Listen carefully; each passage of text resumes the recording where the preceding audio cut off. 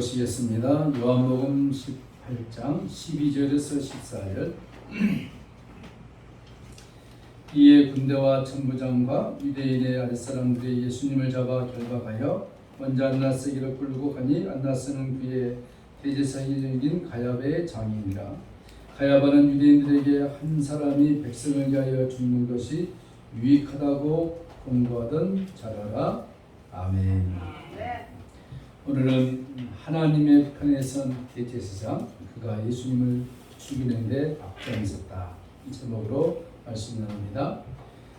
당시의 대제사장, 우리가 그냥 대제사장 이렇게 부를 수 있지만 그 당시로 돌아가 보면은 얼마나 권세와 영광과 부귀, 영화를 누리는 그런 직위였는가 하는 것을 우리가 이해할 수 있습니다.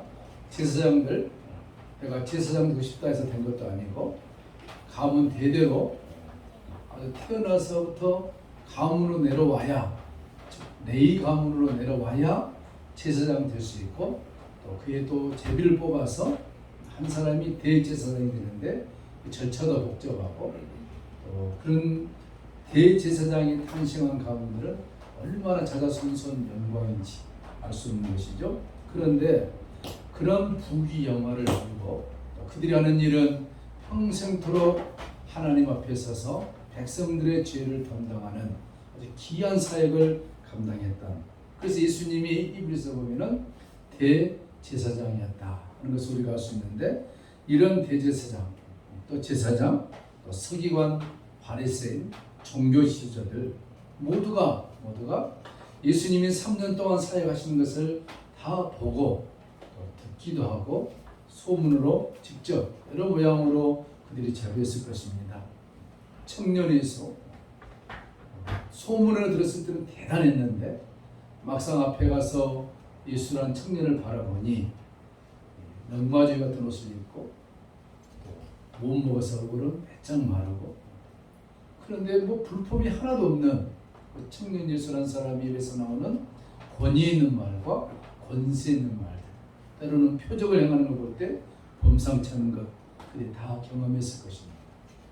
그럼에도 불구하고 오늘 우리가 2000년 전에 그 당시로 돌아가 보면은 볼품없는 청년 예수라는 사람이 그런 기적을 행한다? 우리는 생각이 좀 다를 거예요. 그죠? 뭔가 있을 것 같다. 기적을 한두 개 행하고 끝나면은 그럴 수도 있겠지라고 하지만 이 보통 기적이 아니거든요. 성경을 보면은 각색 병든 자가 다 예수님께 와서 다 나음을 얻었다라고 성경이 기록하고 있습니다. 거짓말이 아니죠. 어떤 병에 걸렸든지 예수라는 청년 앞에 와서 안수를 받든, 예수님 옷자락에 손 좀 잡든, 아니면 예수님의 말씀을 듣든 자기들의 병을 다 치료받는 그런 경험을 한 사람들이 한두 명이 아니었습니다. 그뿐입니까?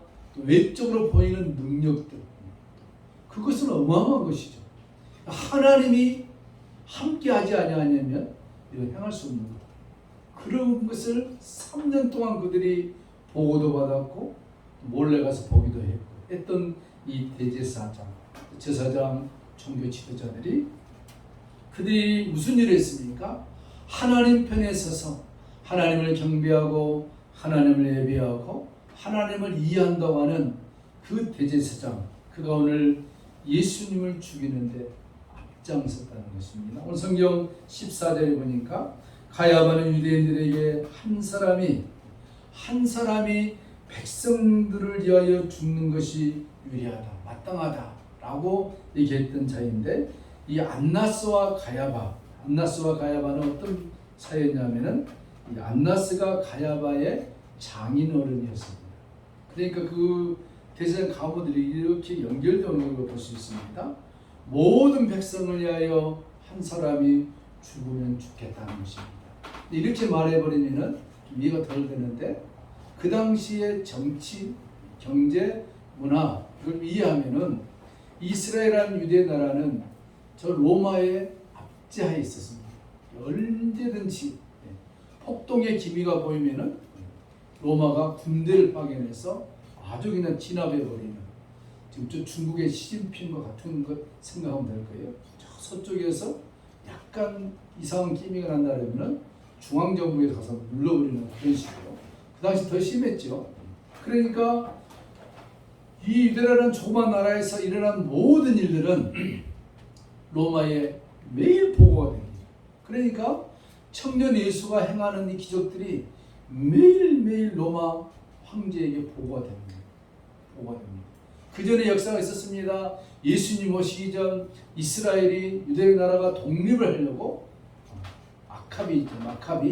마카비를 중심으로 해서 독립을 하려고 독립투쟁을 했습니다. 한참 싸웠죠. 그들을 모두 다 로마가 와서 멸살시켜 버렸습니다. 그리고 잠잠한가 싶었더니 청년 예수라는 사람이 따라서 기적을 행하고 능력을 행하니까 로마가 가만히 있겠습니까? 24시간 1년 365일 매일 눈으로 보고 있는 거예요. 매일 눈으로. 혹시 청년을 중심으로 예수라는 청년을 중심으로 독립하지 않느냐, 혁명을 일으키지 않느냐, 쿠데타를 일으키지 않느냐, 이런 그런 분위기 속에서 이 대제사장과 종교 지도자들은 이스라엘의 폭동이 일어난 것을 원하겠습니까? 로마의 압제하에서, 비록 압제지만 자기들의 부귀 영화를 누리면서 잘 살기를 원했겠습니까? 부자죠. 그러니 처음에는 예수라는 청년이 행하는 걸 볼 때는 참 마음이 갔는데 나중에 보니까 로마로부터 우리 나라가 힘들어질 수 있겠다. 나라가 힘들어지면 자기들의 지위가 다 없어진 거죠.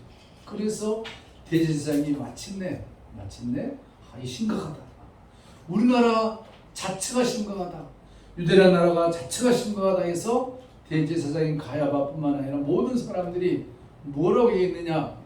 다음 시간에 보겠습니다만은 한 사람을 죽여서 유대 온 백성이 평화를 누린다면은 얼마나 좋겠습니까? 여러분 어떻습니까? 그 말이 타당합니까? 타당하지 않습니까? 당연히 타당하죠. 한 사람만 죽이면은 우리와 온 백성들이 로마로부터 평안함을 유지하고 잘 살 수 있겠다. 그래서 가야바뿐만 아니라 안나스 역시도 한 사람을 죽여서 모든 백성이 살 수 있다면은 그것처럼 좋은 일이 어디 있느냐. 그러므로 그들이 이제 본격적으로 청년 예수를 죽이자라고 이렇게 하는데 모두가 마음이 합해졌습니다. 사실 예수님을 이렇게 죽이려 했던 그 결정적인 계기가 있었는데 우리가 요한복음 11장에 보듯이 죽은 나사로를 살려내니 엄청난 사건이었습니다. 여러분. 죽어서 냄새가 풀풀 나는 이 나사로를 살려낸 이 보고서가 로마 황제에게 전달된 것입니다. 그때부터 로마 황제가 보통 눈으로 예수를 본 게 아닙니다. 근데 그 내용을 접한 종교 지도자들과 이 대제사장들이 큰일 났다. 그래서 그때부터 가야바가 한 사람을 죽이자. 예수를 죽이자. 성경은 본격적으로 예수를 죽이기로 저들이 결의하다. 공회에서 결정을 내린 것입니다. 여러분 그렇지 않겠습니까? 한 사람만 죽으면 우리도 그러죠. 한 사람만 죽으면 되겠는데 누가 죽어야 됩니까?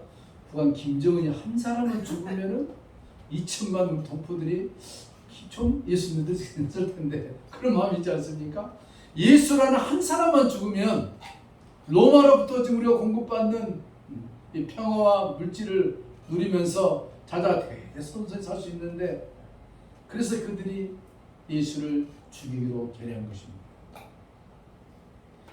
여러분 그런데 성경은 참 아이러니하게도 이 가야바가 한 말, 가야바와 안나스와 종교 지도자들이 하는 말, 한 사람이 죽어 온 백성이 산다면 그것보다 더 좋은 일이 어디 있겠느냐라고 했는데 실질적으로 하나님은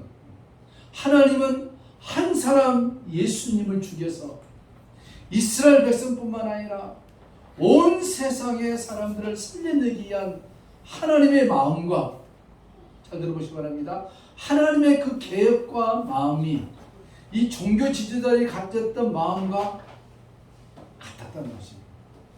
하나님은 예수님을 죽여서 온 백성을 살리려 했고 이 가야바와 종교 지도자들은 그 민족을 위해서 청년 예수를 죽여야만이 된다. 하나님과 이 사람들의 생각이 어떻습니까? 같았는데 방법은 다른 것입니다.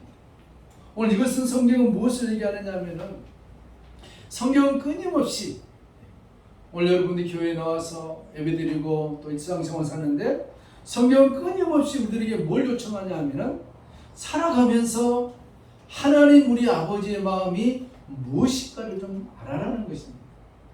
성경은 계속해서 창세기부터 요한계시록까지 하나님이 누구신가를 알아라는 거예요. 하나님이 누구신가를 알게 하기 위해서 하나님 우리에게 가정을 주었고 또 결혼이라는 제도를 주었고 또 자녀를 낳게 하고 자녀를 키우면서 아이가 아플 때 그 마음을 느껴보고 또 고난과 실패했을 때 우리가 너무 절망적했을 때 절망이 무엇인지를 알아보게 하고 병들어 내 옆에 가장 가까운 사람이 떠났을 때 그 고통이 무엇인가를 좀 깨닫게 하기 위해서 여러 모양을 통해서 성경 우리들에게 하나님 아버지의 마음이 그 사랑이 무엇인가 그걸 계속해서 깨달아 가라는 것입니다. 그래서 성경은 말씀하고 있습니다. 깨닫지 못한 사람은 짐승보다 못하다는 것입니다. 여러분의 삶에 늘 좋은 일만 있으면 좋겠지만 그렇지 않습니다. 아파봐야 그 이후에 건강함이 얼마나 좋은지 평안해봐야만이 정말 어려움 속에서 참된 평화가 무엇인지를 알듯이 지금 우크라이나 국민들인 거 아닙니까? 정말 넓은 곡창 지역에서 전 세계 곡물을 3분의 1 정도를 갖다 재배한 그 좋은 땅에 살다가 전쟁 없이 살다가 전쟁의 공포 속에서 5, 6개월 동안 피눈물 나는 삶을 사는 그들 2000년 동안 이 21세기의 지구상에 전쟁이 무엇인가를 살고 있는 그들 그 고통 그들이 알지만 우리는 잘 모르지 않습니까? 이해하지. 성경은 끊임없이 우리들에게 하나님의 마음이 무엇인지를 알아라는 것입니다. 그래서 요한은 의도적으로 지금 이 말씀을 우리들에게 전달해 주고 있는 것입니다. 여러분 대제사장은 하나님을 섬기는 사람의 대표자였습니다. 그는 유일하게 성소와 지성소에 들어가서 하나님의 현현을 볼 수 있는 사람입니다. 그런데 그가 하나님 편에 서서 있었지만 오히려 예수를 죽이려는데 앞장섰다는 아이러니한 것이죠. 이 대제사장이 갖고 있는 것이 무엇입니까? 율법주의입니다. 율법이 무엇입니까? 율법에 의하면 법에 의하면 그렇죠. 우리 세상을 다스리는데 기준이 있는데 그것이 뭐냐면 법인 것입니다. 법에 의하면 한참 싸우다가도 법에 의하면 자동차 사고 나서 싸우다가도 목소리 큰 사람이 이제는 지금 그러지 않습니다. 법에 의하면 그리고 결론이 나버려요. 그럼 두 사람 다 아무 말 못합니다. 그 법, 이 대제사장이 갖고 있는 것이 율법인 것입니다. 율법에 의하면. 그래서 레위기에 보면은 제사법이 너무 많이 나오고 법들이 너무 많이 나옵니다. 그 법이 뭐냐? 율법이라는 것입니다. 율법으로는 우리가 하나님 앞에 설 자가 아무도 없다는 것을 얘기하는 것입니다. 예를 들면 100가지를 완성해야만이 하나님 나라에 갈 수 있다 그러면은 99가지를 지키고 하나를 못 지키면 안 되는 것입니다. 그 율법이에요. 율법으로 우리가 하나님 앞에 설 자가 아무도 없다는 것입니다. 내가 법을 잘 지키고 율법을 잘 지켜서 하나님 나라에 갈 수 있다, 구원받을 수 있다, 안 된다는 것입니다. 그래서 예수님이 오셔서 히브리서에 예수님은 한번 따라하겠습니다. 예수님은 율법의 완성자였습니다. 우리는 율법을 지킬 수 없는데 율법을 지킬 수 있는 유일한 길은 무엇이냐면은 율법을 완성시켜버리는 율법을 완전하게 지켜버리신 예수님에게 접목되어져 있으면은 우리가 자연스럽게 율법을 지킨 자라고 하나님이 인정을 해 주신다는 것입니다. 그게 법이에요. 그럼 우리가 살 길은 무엇입니까? 예수라는 그 율법에 우리가 접붙임이 되는 것입니다. 그래서 예수님의 말씀입니까? 나는 포도나무요, 너희는 가지니. 그 말인 거예요. 예수님이 율법의 포도나무고 우리가 율법의 가지로 있으면 농부 되신 아버지 하나님께서 우리를 하나님 나라에 넉넉하게 데려가신다는 것입니다. 그 율법의 수장이었고 율법의 대표자였던 대제사장인 가야바와 안나스가 예수님을 죽이려고 했습니다. 그들은 예수님이 구세주이시고 예수가 죽어야 온 인류를 구원할 수 있다는 그런 복음의 원리를 알고 죽이려는 것이 아니라 로마로부터 이 나라와 자기들의 지위와 권세를 누리기 위해서, 그것을 강탈당하지 않기 위해서 예수를 죽여야만 했다는 것입니다. 여러분, 성경이 이 말하는 것은 오늘 우리에게 무엇을 시사해 주고 있습니까? 우리도 나도 모르게 예수님을 위한다면서 하나님 편에 선다고 하면서 교회와 우리 가정과 내 자신이 하나님 편에 선다 하면서 혹시 또 나도 하나님 반대편에 서 있지 않느냐, 그것을 한번 깨달아라 하는 것입니다. 그래서 말라기 1장 6절에 내 이름을 멸시하는 제사장들아 이렇게 말씀하고 있습니다. 하나님의 이름을 위하여 산다고 하면서도 성경은 말합니다. 하나님의 이름을 멸시하는 제사장들아, 나 만군의 여호와가 너에게 이르노니 아들은 그 아비를, 종은 그 주인을 공경하나. 그들은 그렇게 공경하나 너는 입술로는 나를 공경하다 하지만 마음은 내게서 멀도다. 이렇게 주님이 한탄하고 있는 것을 볼 수 있습니다. 하나님을 이해한다면서, 여러분, 하나님 아버지 여러 가지가 있지만 하나로 표현하라는 무엇이겠습니까? 사랑인 것입니다. 이 세상에서 가장 좋은 게 무엇일까요? 사랑인 것입니다. 부모와 자녀 간에도 가장 중요한 것이 무엇입니까? 사랑이에요. 하나님의 사랑을 인간의 삶 속에 반추해냈다니까요. 이 세상은 사랑 없이는 살 수가 없는 것입니다. 절대로 살 수 없어요. 그래서 젊은 사람들이 결혼해서 아이를 낳고 아이 기저귀 갈 때 그 응아 냄새를 뭐라고 표현합니까? 고소하다 그러니. 고소하긴 뭐가 고소해요? 냄새나는 거. 근데 그게 사랑인 것입니다. 그게 사랑입니다. 하나님의 사랑을 우리의 삶 속에 반추해야 됩니다. 세상은 사랑 없이는 절대로 살 수 없습니다. 내 자신도, 우리 자신도 사랑 없이는 살 수 없습니다. 여러분이 여러분 자신을 사랑하지 않으면 살 수 없습니다. 자살해버립니다. 죽어버립니다. 자살 반대말 뭡니까? 살자. 사랑하기 때문에. 사랑하지 않으면 자살인데 사랑하기 때문에 내가 살자 해서 사랑으로 표현되는 거예요. 이게 모든 세상의 원리가 하나님의 사랑이 무엇인가를 보여주고 있는 것입니다. 예, 여러분 맛있는 음식을 먹습니까? 살려고요? 맞습니다. 왜 삽니까? 나를 사랑하기 때문에. 왜 좋은 옷을 입으려합니까? 나 자신을 사랑하기 때문에. 그 사랑이 하나님의 사랑에 대한 사랑이면 의미 있는 것인데, 하나님의 사랑과 반대된 자기 이기적인 사랑은 죄가 되는 것입니다. 세상이 왜 이렇게 돈을 벌려고 그럽니까? 자기를 위해서 하는 것입니다. 좀 넓어지면 가족을 위해서, 좀 이제 인류애적인 표현하면 우주를, 세상을 위해서. 근데 그것이 하나님과 반대된 개념에서 나온 것은 다 죄가 되는 것입니다. 더 빼앗으려고, 더 가지려고 상대방을 죽이는 것입니다. 그러나 하나님의 사랑으로 점쳐 있으면 그러지 않습니다. 성경은 말합니다. 신명께서 강조한 게 무엇입니까? 하나님이 너희들에게 물질 얻는 능력을 주셔야 된다 했습니다. 여러분 직장에서나 또 뭐 그냥 사업하면서 돈을 벌지만 늘 마음속에 이걸 고백해야 됩니다. 하나님이 모든 것이 하나님 아버지로부터 오는 은혜입니다. 특히 거부스럽습니까? 아니에요.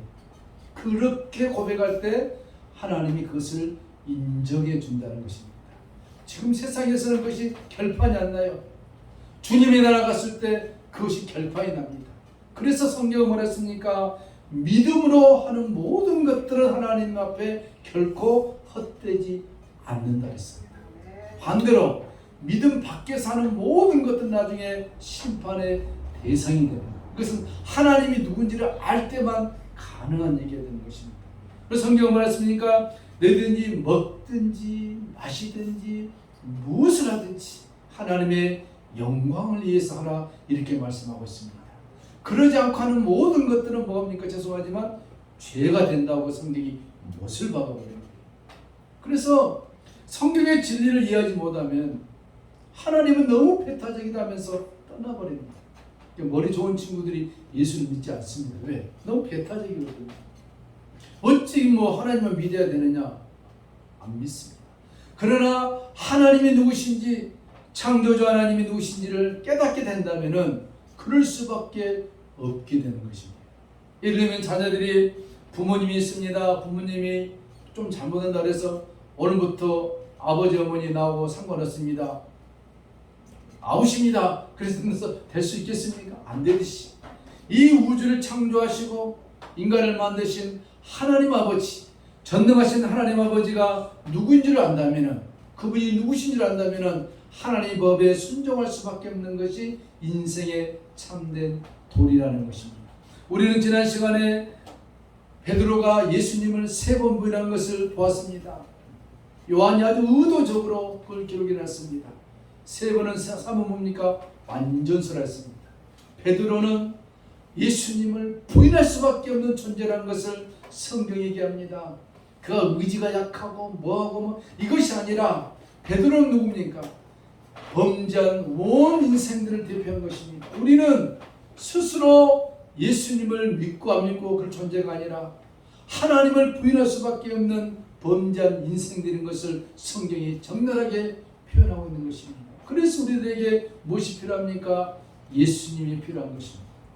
예수님이 말씀했습니다. 베드로에게 말씀입니다. 내가 너를 위하여 기도하오니, 내가 너를 위하여 기도한다. 사단이 밀 까부르듯이 너를 까부르고 있지만 믿음에 떨어지지 않도록 내가 너를 위하여 기도한다 그랬습니다. 여러분, 예수님께서 베드로를 위하여 기도하지 않았다면 그도 제2의 가룟 유다처럼 예수를 부인하고 죽었을 것입니다. 그러나 예수님이 그를 위해 기도했습니다. 근데 구체적으로 예수님이 베드로를 위해서 기도했는데 무슨 기도를 했겠습니까? 그것은 베드로가 가지고 있는 자만심, 자신만만함, 그가 가지고 있는 육적인 교만. 예수님은 그걸 보시고 그날 겟세마네 동산에서 3번 기도하신 것입니다. 3번 기도할 때 하나님 이 잔을 내게서 멀리 하시옵소서, 옮겨주시옵소서. 그 기도뿐만 아니라 그곳에 있는 제자들, 즉 우리 모두에게 함께 기도하고 있습니다.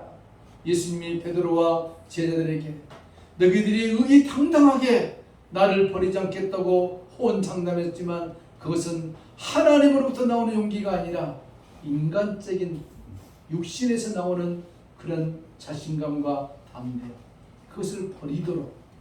여러분, 우리가 자신만만하고 우리가 잘났다고 그때는 예수가 필요 없습니다.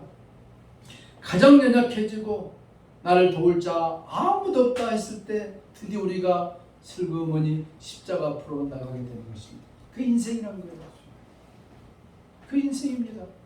잘 먹고 잘 사는데 하나님이 필요하다. 그 부자가 하나님을 잘 믿는다. 굉장히 존경스러운 분들입니다. 공부 많이 하신 분들이 예수를 잘 믿는다.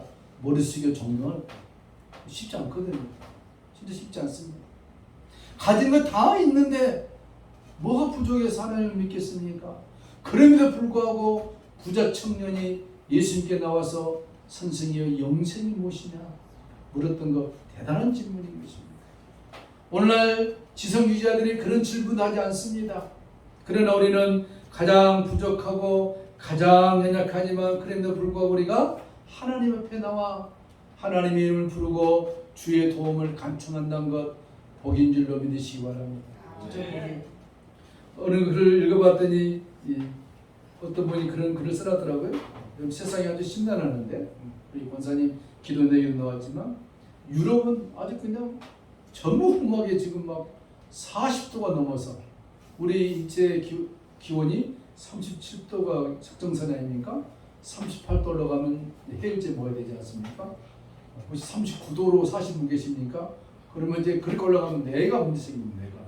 근데 밖에 온도가 40도예요. 이거 아주 그냥 세상적으로 말하면 크레이지 웨더, 미친 기온인 거예요. 유럽이 그렇게 가지 않거든요. 그 다음에 저기 남극, 북극 얼음 빙하들이 와장창창 나와가지고 그 다음에 막 그냥 말로 할 수 없는 바다 밑에 지진 층들이라고 움직이고 기도했단 거 아닙니까? 하나님, 이런 현상들이 무엇입니까? 그랬더니 그분에게 성령이 주시는 음성이죠. 내가 이미 말하지 않았느냐. 어디 있다가요? 성경 열어봐. 어디 열어볼까요? 마태복음 24장 열어봐요. 마지막 때가 되면 기상이변들이 나고, 왜 그런가 합니까? 불안하게. 그랬더니 하도 나의 백성들이 깨닫지를 못하니 내가 이런 걸 통해서 너희들이 내가 인자의 구속의 날에 가까움에서 알려주기 위해서 지금 내가 자꾸 준비를 보여주는데 내 백성들이 두려움에 떨고 있다. 두려워하지 마라. 왕이 곧 오신다. 여러분 믿습니까? 왕이 곧 오신다. 주님의 재림이 점점 가까이 오다. 주님의 재림이 가까우니까 젊은 사람들은 세상 끝난다 하는지 보지만 김지수 청년 내일 주님이 오셔도 오늘 결혼해야 되는 것입니다. 스피노자가 내일 주가 멸망해도 한 그릇 사과나무를 심겠다. 이게 신앙인의 바른 자세. 내일 예수님 오신다 해도 오늘 웨딩 마치해야 되겠다. 이런 정신으로 사는 것이 청년들의 삶이고, 우리가 내일 예수님 오신다 할지라도 열심히 사는 거, 그게 그리스도인의 본분을 믿으시기 바랍니다. 이제 더 심각한 기상이변이 오면은 여러분 미혹되지 마세요. 여기저기서야 예수님 곧 어디서 오시니까 직장이 뭐 필요했느냐, 짐 싸들고 산으로 가자, 어디로 가자, 정말 기도해야 된다. 이제 다미 선교처럼 절대 그러지 않습니다. 우리의 삶에 최선을 다하고 때 주님 우리를 데려가실 것입니다.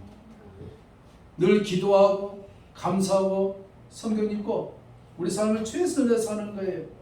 그것이 바로 하나님 편에 서서 왕이신 주님을 우리가 경배하는 것입니다.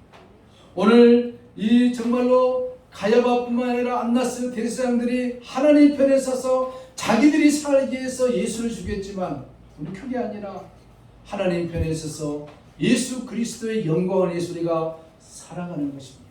그게 나와 우리 가족과 교회들이 해야 할 일입니다. 겉으로 환하게 보여서 우리를 드러내기 위한 그런 삶이 아니라 우리의 모습을 통해서 예수님이 드러나야 되는 것입니다. 나의 고난과 나의 실패와 좌절을 통해서도 하나님의 영광이 드러난다면 기꺼이 그것을 내가 감사할 수 있습니다. 그런 믿음이 필요하다는 거예요. 그러나 주님은 그렇게만 인도하지 않습니다. 하나님은 이 마지막 시대에 우리를 주님의 자녀로 당당하게 멋있게 세워갈 것을 믿습니다. 그 은혜가 이번 주도 넘치기를 축복합니다. 찬송하시겠습니다. 310장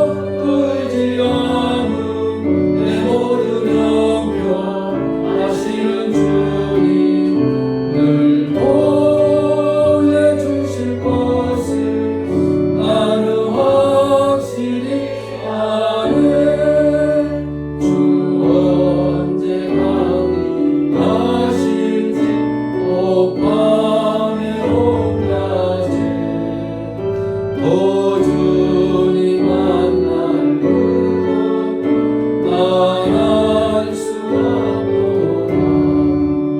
내가 믿고 의지 않은 내 모든 영역 아시는 주님을 보내주실 것을 나는 확실히 아네. 하나님 아버지 감사합니다. 평생토록 하나님 편에 서서 하나님의 일을 한다고 했던 대제사장과 종교 지도자들, 그들은 그들의 유익과 그 민족의 유익을 위하여 한 청년 예수를 죽게 한다고 그들이 모의했었지만, 그러나 하나님 우리 아버지께서는 예수님을 죽이셔서 온 인류를 살리기 위한 하나님의 계획이 사랑이 그 안에 담겨져 있음을 보면서 오늘 우리가 이 땅에 살아가면서 나의 유익을 위해서 하나님을 믿는 것이 아니라 하나님의 나라와 영광을 위해서 살아가는 성숙한 그리스도인들이 되게 하여 주시옵소서. 지금 걸어가는 인생길이 힘들고 어렵다 할지라도 이것이 복음의 길이요 의의 길이요 생명의 길이요 좁은 길이라면 주님 십자가 붙들고 묵묵히 걸어가 나중에 주님 앞에 섰을 때 잘하였도다 착하고 충성된 종아, 내가 너에게 생명의 멸류관을 주리라 주님으로부터 그런 은총을 받기를 간절히 소망하는 우리 모두가 되게 하여 주시옵소서. 겸손한 마음으로 온유한 마음으로 늘 주님을 바라보게 도와주시고 우리 연약함과 우리 어리석음을 주님 앞에 고백하면서 나의 약함이 주님의 강함으로 채워지는 복된 우리의 인생의 삶이 되게 하여 주시옵소서. 주님, 온 세계가 바이러스로 자연재해로 정말 어려운 가운데 있습니다. 저희들 이런 것을 그냥 하나의 현상으로 넘어가지 않게 도와주시고 주님이 이미 마태복음 24장에 말씀했듯이 주님이 재림하실 그날이 가까울 때 온 우주와 이 세상과 우리 인간 삶 속에 징조들이 일어난다고 했는데, 하나님 그것들을 바라보면서 이런 일이 일어나거든 너의 머리를 들라 인자의 구속의 날이 가까웠다고 누가복음에 말씀했사오니, 주여 지금은 머리를 들고 세상을 바라보는 것이 아니라 주님을 바라보면서 우리에게 맡겨진 귀한 삶을 최선을 다하여 믿음으로 살아가는 우리 모두가 되게 하여 주시옵소서. 주님의 나라와 영광에 살기를 원합니다. 하나님 나라와 영광에 살기를 원합니다.